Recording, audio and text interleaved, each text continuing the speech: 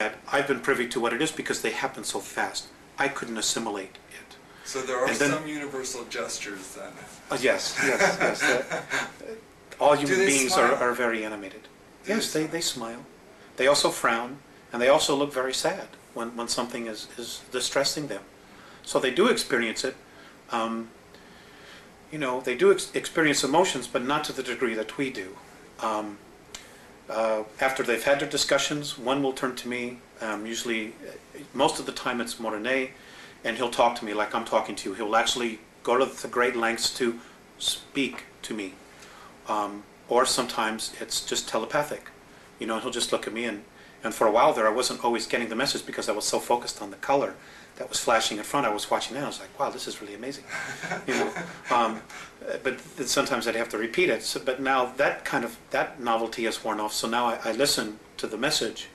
And Phaseus is almost always telepathic. So that's what they do. What have they asked you to do in order to help them? Just to disseminate information. I'm currently in the process of trying to investigate all of the current UFO information that's out there, and what I've had the ability to do is sometimes check it with them. Well, is this true? Is that true?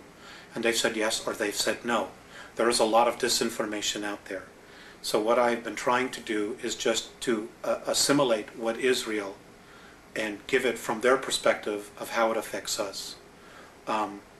We have a real mess on our hands. Okay, let's talk about some of that. According to your Andromedan sources, there are 3 groups of extraterrestrials who are involved in very distressing agendas here on Earth.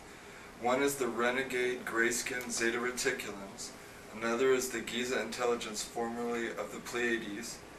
And a third is the reptilians from Alpha Draconis. Is there another? Yes. Okay. There's the Orion Group as well, and there's 141 of them here. And they're from Ursa Minor, Ursa Major, Rigel, and Betelgeuse. From that particular group, that particular area of the star system. There are a lot of agendas here, hidden agendas. And you have to understand that some of the races, for example, the Draconans. The Draconans themselves did not evolve as a life form in our universe. They were dumped here. They were brought here because they're just a pain. They're incredibly smart, they're incredibly psychic, they're incredible builders, but they're bullies.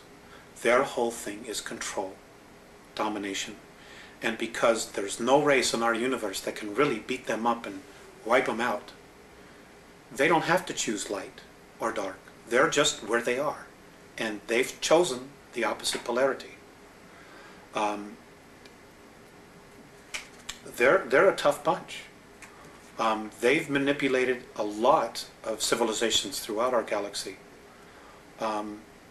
They're also responsible for the 600,000-year war, which almost annihilated the human species in our galaxy.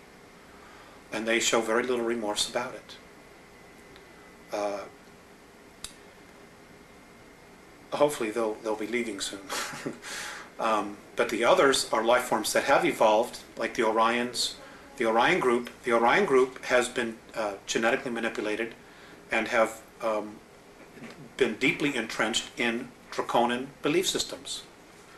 So they're carrying that energy or that torch for whatever their agendas are, as well as their own agendas. Okay? The reticulant, the Greys have been controlled and manipulated by the Orion Group. So there is a system, a class system here that's been established. And this is very common in the non-benevolent or regressive extraterrestrial structures, where there's a class system of workers, warriors, administrative or priests, and then the hierarchy, the royalty. And the lower you are, the worse you're treated. We have a history of that here on our planet as well. Right. You know, the caste and we've been taught this by the aliens themselves. Right. And the Pleiadians very much were part of that as well. For a time, they were very much in that belief system. Well, let's focus for a while on the renegade Zeta Reticulans. What